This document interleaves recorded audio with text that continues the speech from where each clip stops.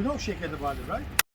He's not Ibn Arabi. I want to tell again because sometimes people confuse them with Ibn Arabi. First of all, there are, as I said, 30% history, real history, 70% drama. Because on the series it's shown like Ibn Arabi was together with Ertugrul Ghazi, like that. In a real history, Ibn Arabi lived even before Ertugrul Ghazi. Okay, so Ibn Arabi first, then Ertugrul, then Osman, then Sheikh Edebali. That's the consequence of the history. So here, he is trying to give an idea to Osman. Osman was a young, brave guy.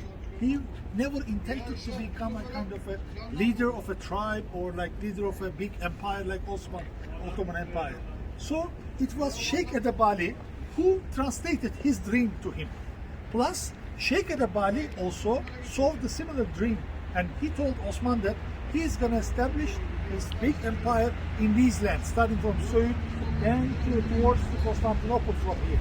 So Osman, everybody thinks that he always planned to have a leader, planned to be a kind of the founder of the empire. He never intended something like this. And during this time, he fell in love with Bala. Who was Bala? Bala was Sheikh Edebali's daughter. And Sheikh Edebali did not approve their marriage for a long time because he wanted him to concentrate on only for the tribes and for the empire. That's why he get disappointed. He said, Sheikh, my Sheikh, you are a friend of my father. Why you don't allow us to get married with Bala, with your daughter? I will respect her, I will treat her very nicely, very gently. But Sheikh Edebali was very serious, and he was a spiritual founder of Ottoman Empire. He told him, son, first you have a mission. First complete your mission, then you will get married with Bala. The thing is, Sheikh Edebali was the first Qadi. You know the Urdu word Qadi, the judge. The first judge of the Ottoman Empire. And what is so special about Sheikh Edebali? He and the white-bearded ones, the white-bearded Aksakallılar in Turkish, Aksakallı, white-bearded ones, were the ones who made them understand the importance of fighting for Islam. Because if these guys were not here, if the Kai tribe was not here, I really wonder what would have happened now, because this was all non-Muslim area.